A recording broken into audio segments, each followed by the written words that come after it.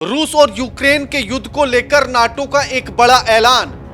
तो क्या अब विश्व युद्ध हो जाएगा? नमस्कार, मैं आपके साथ केके राणा, इंडिया 27 देख रहे हैं आप। नाटो ने यूक्रेन को लेकर एक ऐसा ऐलान कर दिया है जिसके बाद अब चर्चा यह चल पड़ी है कि क्या यह विश्व युद्ध में तो परिवर्तित नहीं हो जाएगा रूस और यूक्रेन का युद्ध, क्योंकि नाटो ने यह कह दिया है कि यूक्रेन को जितनी भी हो सके उतनी मदद दी जाएगी और किसी भी हाल में इस युद्ध से पीछे नहीं हटा जाएगा। अब नाटो का यह ऐलान करना अपने आप में खतरनाक है। अब कैसे, ये एक एक करके आपको बताते हैं। सबसे पहले तो यह समझ लीजिए कि जो कुछ उसने कहा, और नाटो ने साथ ही जो है ग्रीस देश को भी इस बात को लेकर सराहाया है जो ग्रीस ने यूक्रेन की सहायता की है, और उस सहायता में गोला बारूद, हथियार, पायलट्स, प्रशिक्षण और बहुत सारी चीजें शामिल हैं, और इसको लेकर ग्रीस की सराहना की है, उसको जो है तारीफ की है नाटो ने, और कहा है कि इसी तरह की मदद सभी को यूक्रेन की करनी चाहिए, नाटो को करनी चाहिए। साथ ही उन्होंने कहा कि रूस ने जो उत्तर कोरिया से हजारों सैनिक बुलवाए हैं, उसके आधार पर यह युद्ध और भी ज्यादा खतरनाक मोड़ ले चुका है, और इसी के चलते अब यूक्रेन की सहायता करना बड़ा जरूरी है। पिछले महीने नाटो के जो प्रमुख हैं वो एथेंस बने हैं। ग्रीस के प्रधानमंत्री से उन्होंने मुलाकात की। ग्रीस के प्रधानमंत्री किरियाकोस मित्सोताकिस से मुलाकात की और यूक्रेन की मदद करने के लिए ग्रीस का धन्यवाद किया, और साथ ही यूक्रेन को नाटो ने समर्थन करने का जो सीधा ऐलान किया है, उसका असर भारत पर, अमेरिका पर और तमाम देशों पर भी पड़ेगा, चीन पर भी पड़ेगा। आपको याद होगा कि अभी कुछ दिन पहले चीन और रूस की भी मुलाकात हुई, दोनों देशों के प्रमुखों की, और अब ऐसे में क्या चीन भी अपनी रणनीति बदलेगा क्या, और भारत भी क्या अपनी रणनीति को बदलेगा क्या, यह सवाल बड़ा अहम हो जाता है। अब ऐसे में सबसे बड़ी बात यह है कि सबसे पहले तो यह समझना जरूरी है कि इसका असर कितना होगा।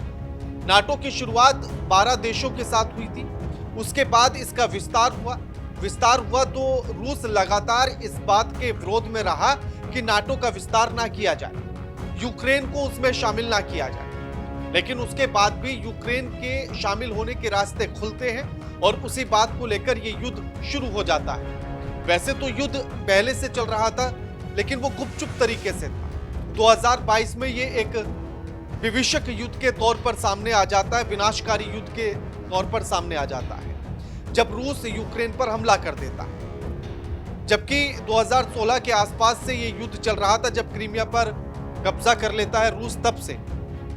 अब यूक्रेन लगातार नाटो में शामिल होने की कोशिश कर रहा था, लेकिन रूस हर बार अड़ंगा लगा दे रहा था। अब ऐसे में इस युद्ध के बीच जब नाटो ने यह कह दिया कि यूक्रेन को पूरा समर्थन दिया जाएगा, हर हाल में समर्थन दिया जाएगा, तो यानी कि ऐसे में रूस की तगड़े तरीके से बेइज्जती हो गई है, यह मानकर चलिए। अब ऐसे में अगर रूस को छोड़कर यूक्रेन को समर्थन दिया जाएगा, तो जो बाकी यूरोपीय देश हैं उन सबको भी ये एक संभावना नजर आएगी कि नाटो में शामिल होने का मतलब सुरक्षा की गारंटी है, यानी कि आप पर किसी भी तरह की दिक्कत आएगी तो ये समझ लीजिए कि नाटो आपके साथ खड़ा हो जाएगा। वैसे इसी के लिए इसकी स्थापना भी की गई, लेकिन जो देश इसमें शामिल नहीं है अब वो भी विस्तार में शामिल होने की कोशिश करेंगे। अब जो भी उसके आसपास के देश हैं उनको भी ये चीजें दिखाई देंगी, जो यूक्रेन पर हमले के बाद तमाम तरह की परिस्थितियों को और परेशानियों को और चुनौतियों का सामना कर रहे हैं। अब ऐसे में सबसे बड़ी बात यह है कि दुनिया पर इसका असर क्या होगा। यूक्रेन और रूस के बीच संघर्ष 2014 से शुरू हुआ, जब रूस ने क्रीमिया पर कब्जा कर लिया। यूक्रेन के कुछ हिस्सों में विद्रोहियों का समर्थन, यह संघर्ष 2022 में पूरी तरह से सामने आता है। रूस का यह आक्रमण सिर्फ यूक्रेन के लिए नहीं बल्कि पूरे यूरोपीय महाद्वीप के लिए गंभीर चुनौती है। 2022 में रूस के द्वारा यूक्रेन पर हमला किया गया और यूक्रेन को पश्चिम देशों का व्यापक समर्थन मिला।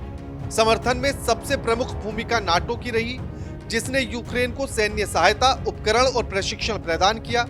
नाटो का यह कदम वैश्विक शांति संतुलन को प्रभावित कर सकता है, रूस के साथ साथ चीन जैसे देशों के लिए भी संघर्ष को रणनीति के तहत देखा जा सकता है। अब ऐसे में भारत उसका जो है नाटो का सदस्य तो नहीं है, लेकिन अमेरिका उसे शामिल कराना चाहता है, नाटो प्लस में भी लाना चाहता है।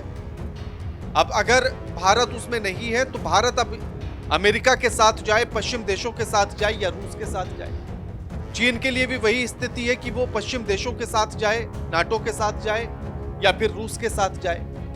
लेकिन इसमें जो तमाम अंतर्राष्ट्रीय नीतियां हैं, कूटनीतियां हैं, अंतर्राष्ट्रीय संबंध हैं, इसके तहत तमाम तरह की स्थितियां पैदा होती हैं। अब जिसमें सबसे पहले तो ये कि जब से सोवियत संघ जो है खत्म हुआ, उसके बाद से ही रूस और नाटो के संबंध कभी ठीक नहीं रहे, उतार चढ़ाव उनमें लगातार देखा गया।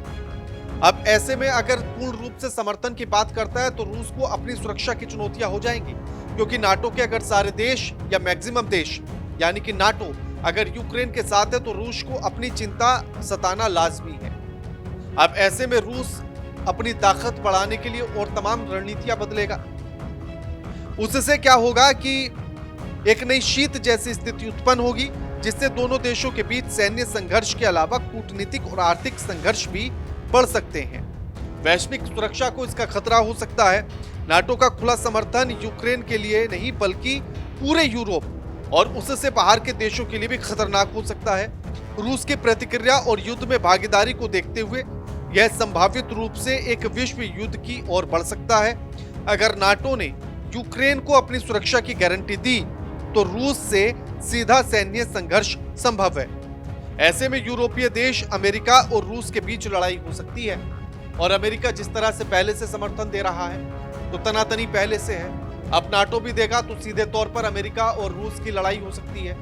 तो अगर, क्योंकि जब भी युद्ध होता है तो युद्ध का मतलब वही होता है कि जो कुछ कुछ देशों के जो संगठन होते हैं उनके बीच जब युद्ध हो जाता है वही विश्व युद्ध कहलाता है। जैसे आप अगर प्रथम विश्व युद्ध देखें, दूसरा विश्व युद्ध देखें, तो उसमें देशों के साथ साथ संगठन थे, और जब उन संगठनों के बीच लड़ाई शुरू होती है तब विश्व युद्ध में तब्दील होती है। और वही स्थिति अब होते हुए नजर आ रही है। तो क्या ऐसे में विश्व युद्ध की जो संभावना जताई जा रही है वो इसीलिए, ऐसे में आर्थिक और तमाम जो है ऊर्जा संकट गहराएगा। अगर युद्ध बढ़ता है तो ऐसे में शरणार्थी और अलग अलग देशों में शरण लेने के लिए जाएंगे। यूक्रेन के तमाम लोग अभी भी तमाम देशों में हैं, हंगरी जैसे देशों में जाकर शरण ले रहे हैं। अब वो जो शरणार्थियों की संख्या है वो और बढ़ेगी, आर्थिक संकट बढ़ेगा, भोजन जैसी मतलब यानी कि आप कहें तो भोजन सामग्री की भी कमी नजर आएगी। तो ये तमाम संकट को पैदा करेगी। विश्व युद्ध की स्थिति कोई बेहतर स्थिति नहीं होती है। पश्चिम देश के द्वारा रूस पर लगाए गए आर्थिक प्रतिबंधों के कारण वैश्विक व्यापार और सप्लाई चेन पर असर पड़ेगा। कई देशों को रूस से ऊर्जा और कच्चे माल की सप्लाई में कठिनाई आ सकती है। जैसे भारत ने भी तमाम कच्चा तेल वहां से खरीदा है, तो उसको लेकर भी तमाम स्थितियां हो सकती हैं, जो विकासशील देशों के लिए गंभीर समस्या पैदा कर सकता है। अब ऐसे में तमाम देश जो है वो उस लाइन में खड़े हैं कि कब नाटो का वो सदस्य हो जाए, चाहे वो फिनलैंड हो या स्वीडन हो और जॉर्जिया हो। ऐसे देश शामिल हैं जो पहले से नाटो के साथ सहयोग कर रहे हैं, यानी कि यूक्रेन को नाटो का सदस्य बनने की प्रक्रिया में समर्थन मिलता है। तो इन देशों के लिए भी नाटो में शामिल होने का रास्ता खुल जाएगा। मतलब दुनिया में नए सैन्य गठबंधनों का गठन हो सकता है और भविष्य में वैश्विक शक्ति संतुलन को प्रभावित कर सकता है।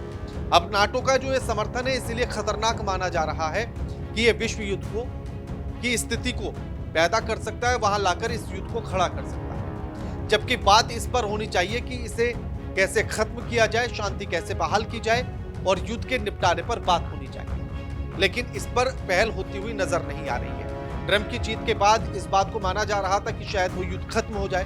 भारत से तमाम उम्मीदें थी कि वो युद्ध खत्म कराने की पहल की जाए, लेकिन उस तरह की अभी स्पष्ट स्थिति नजर नहीं आ रही है। और नाटो का ये समर्थन क्या ट्रंप के राष्ट्रपति बनने के बाद, उनके शपथ ग्रहण के बाद, क्या नाटो को बैकफुट पर आना होगा, क्या वो रूस और यूक्रेन के युद्ध को खत्म करा देंगे? ये तमाम सवाल अभी भी उत्पन्न हो रहे हैं। आप हमें कमेंट करके जरूर बताइए कि नाटो का जो ये खुला समर्थन यूक्रेन को है, इसको आप कैसे देखते हैं? क्या विश्व युद्ध के स्तर तक पहुंच जाएगा क्या, जो अभी संभावनाएं जताई जा रही हैं? कमेंट करके जरूर बताइए। वीडियो अच्छे लगे तो लाइक कीजिए, शेयर कीजिए, चैनल को सब्सक्राइब कीजिए।